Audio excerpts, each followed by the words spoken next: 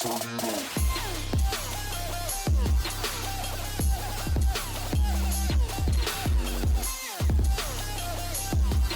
welcome back to Take One Gaming. This is Ash, and in today's video I'm going to be doing my top 7 characters for the month of January. I hope everyone had a good holiday season. The girls were off from school, so it was nice to spend some more time with them.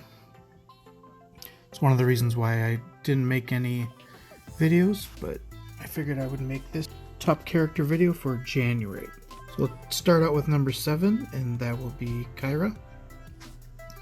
Kyra is really great. She's a great plug-and-play character. She can pretty much go with any team. I still use her in my arena. We'll take a look at her skills. So her Arrow of Chaos deals 230% of physical damage to an enemy and a 50% chance to inflict ability block for 2 turns. 2 turns. That ability block is really nice. I tend to use it on the opponent's Kyra, so that way she can't stealth the other team. And as you can see, Hail of Arrows deals 240% of physical damage to all enemies and has a 30% chance to daze the enemy for 2 turns when dealing damage. Daze is really good. The opponents can't crit, can't counterattack, they can't assist, and they can't get bonus turn meter, so that's always good to land on your enemy. Let's go to Go Dark. So it gains invisibility and applies it to all allied healers, tacticians, and fighters, so everyone other than the tanks, and applies counterattack to all allied tanks for 2 turns. That's really awesome, having especially a tank like Tromgar who can stun on his basic, so he'll counterattack for every attack to him. Also, it restores 25% of the turn meter to all allies. If Venomate is on the battlefield, he receives haste for 2 turns, so it'll speed up Venomate. Venomate and Kyra have some good synergy together. Let's see, and her passive ability, when Kyra is invisible, her attacks deal 30% more damage, and there's the synergy again. If Venomate is in the party, he receives the same buff. Next, we'll move on to Hardwork. Great character. If you can, get him as soon as possible. He really made my team so much better. As you can see, I made all of his abilities maxed. So Punch in the Teeth deals 240% of physical damage to an enemy and inflicts bleeding for 2 turns. That's nice, especially with some other characters that can add bleed as well. Power Solo deals 200% of physical damage to all enemies and a 70% chance to ability block for 2 turns. Once again, ability block, same thing with Kyra. Opponents can't use their cooldown skills, so that's always a good thing to get. Devil's Horns gains cheat death, regeneration, and a damage increase, and applies it to 4 allies for 2 turns. Cheat death is awesome, regen is good, and of course you always want damage increase. And Wall of Sound. Hardwork removes 1 debuff from 4 random allies at the start of the turn. Can't go wrong with removing debuffs from your characters. Really great character. I would suggest trying to get him to max stars as soon as possible. And next we have Ember. As you can see, I haven't summoned my Ember yet, so let's look at her abilities. And her basic ability is Fireball. Deals 200% of magic damage to an enemy. A burn target will receive 300% of magical damage instead. And second ability is Meteor. Deals 400% of magical damage to an enemy and stuns the target for 1 turn. Next up we have the Spirit of Zhu Nayo. I'm sure I pronounced that wrong. Deals 200% of magic damage to all enemies, 70% chance to inflict burning for 2 turns, and 30% chance to remove all buffs from enemy. You can inflict burning with this ability and then hit with her basic, and the enemy will receive 300% of magic damage instead if you apply burning. And her passive ability is Vivifying Flame. For each bleeding stack on enemies, Ember recovers 6% of health at the start of a turn. And number 4 on my list is Nightingale. Basic ability is Moon and Star. Deals 240% of magic damage to an enemy. 50% chance to deal damage through a shield. Veil of Silence. Deals 420% of magic damage to an enemy. Ability block for 2 turns. Again, another character that can ability block just like Kyra. And Midnight Glow. Gains a damage increase and applies it to all allies for 2 turns. Never can go wrong with applying extra damage to all of your characters. And her passive ability is Night Priestess. Nightingale removes 1 debuff from herself and Soleus, and 1 buff from a random enemy at the start of the turn. If Soleus is on the battlefield, you remove 2 buffs instead. Great synergy between Soleus and Nightingale. And her leadership ability is Invoking the Moon. All allied elves gain 20% accuracy.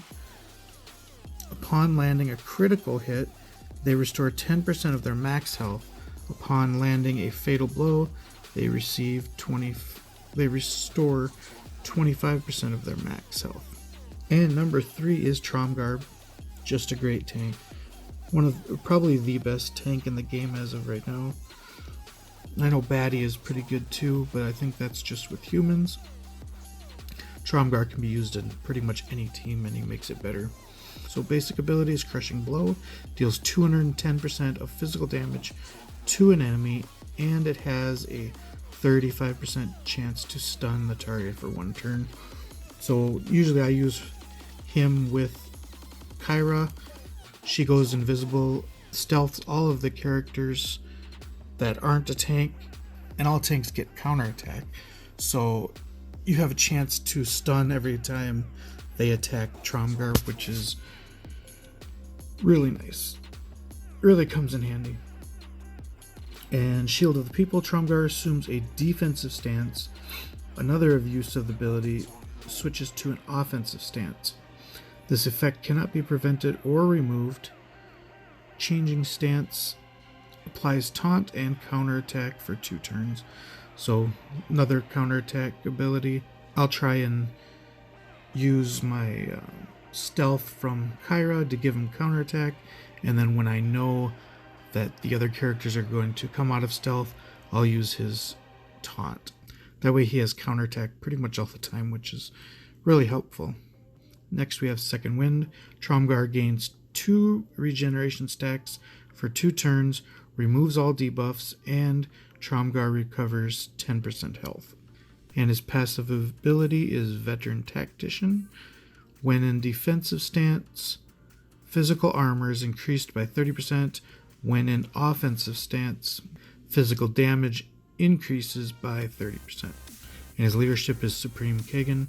I'm sure I just slaughtered that word. All allied orcs receive a 30% potency increase and a 30% tenacity increase. Whenever an allied orc inflicts a debuff on the enemy, all orcs recover 5% of health for each debuff inflicted. And his leadership is good for orcs, pretty much for endgame. And number 2 on the list is Freezard. Let's take a look at Frozen Arrows. Is basic, deals 230% of magic damage to an enemy, and it has a 75% chance to inflict slow for 2 turns. Slowing down an enemy is always good. Let's look at Frost Breath. Deals 220% of magic damage to 3 enemies, a 50% chance to inflict armor decrease for 2 turns. His next ability is Blizzard. Deals 220% of magic damage to all enemies, so it's an AoE, and it has a 75% chance to decrease their turn meter by 25%. Taking away turn meter or slowing, both of them are really good against an enemy. And his passive ability is Freezard survives a fatal blow. Any effects active on him are removed. Freezard gains 25% health, can be triggered once per battle. If Snorri is on the battlefield, he receives the same buff, so some good synergy between Friezard and Snorri. And before we get to number 1, I'm going to go over 3 honorable mentions. First one is Zantara. Really great healer. I use her in my arena for right now until I can get my Soleus team better. So, basic ability is Hell's Whip. Deals 200% of magic damage to an enemy, and it also heals the lowest health ally by 100% of the damage dealt.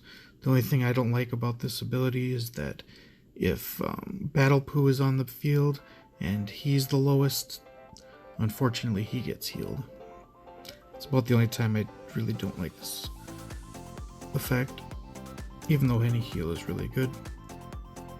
Sacrifice, so Zantara sacrifice 25% of her health, healing all allies by 500% of her magic damage. Great AoE heal. Kiss of Death deals 330% of magic damage to an enemy and recovers the same amount of health to Zantara. And her passive is Demonic Metabolism. Zantara restores 1 turn of a random ability at the start of a turn. Restores 1 turn of a random ability to a random ally. And the next honorable mention is Snorri. Great AoE DPS. Has great synergy with Friezard. Let's take a look at his. Battle Leap is his basic ability. Deals 250% of physical damage to an enemy. Snorri has a 50% chance to gain an accuracy increase for 2 turns. And Deadly Whirlwind is his AoE. Deals 220% of physical damage to all enemies. Inflicts bleeding for 2 turns. Berserk Stance. Snorri assumes a Berserk Stance, gaining 50% of the turn meter and removing 3 debuffs. While in Berserk Stance, Snorri gains 25% crit chance and 40 speed. This effect cannot be prevented or removed. Using the ability again will cancel Berserk Stance. And his passive ability is Dragon Hunter. Snorri gains 30% magic armor and 30% tenacity while not in Berserk Stance. If Friezard is on the battlefield, he receives the same buff. So of course Friezard can't get into Berserk Stance, so he should always have the 30% magic armor and 30% tenacity. And my last honorable mention is Venomate. Great synergy with Kyra.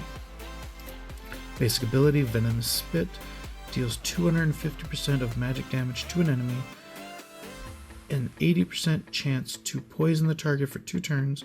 If Kyra is on the battlefield, there is a 50% chance she may be called to assist.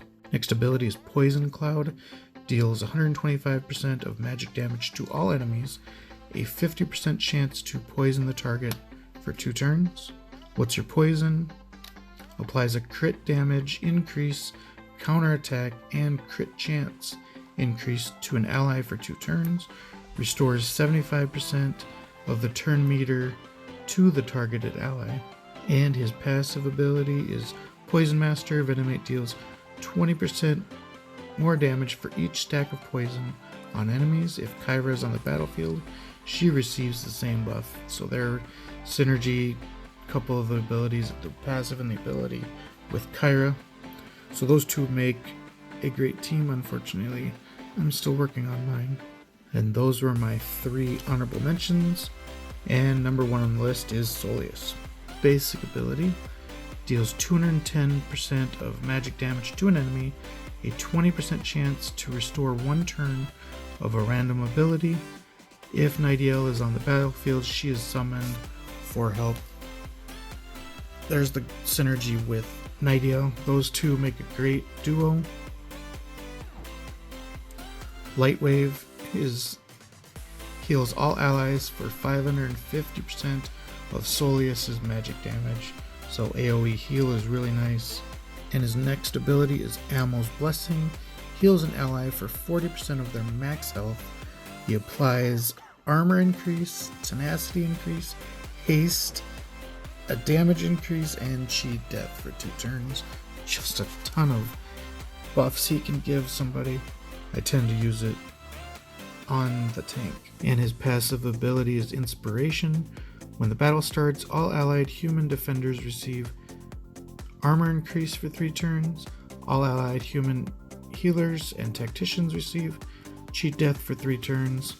And allied human fighters receive a potency increase for 3 turns. If Nightingale is in the battlefield, she receives all of these buffs as well. Synergy between those two is crazy. And his leadership ability is Guardian of the Sun. Allied members of the Order receive a 25% physical damage increase and a 25% magic damage increase. All allied humans receive a 10% counter chance increase for each living human in the party. All allied elves receive a 5% crit chance increase for each living elf in the party. And all allied pandas receive a 5% potency increase for each living panda in the party. Just a great leadership ability, especially when you run 5 humans, then you'll receive 50% chance of counterattack, which is awesome. So I hope you guys enjoyed the video. Let me know if you would have included anyone else on this list. I think for next time I make this list, I am going to do a poll for the players and have you guys vote on the top 10 list.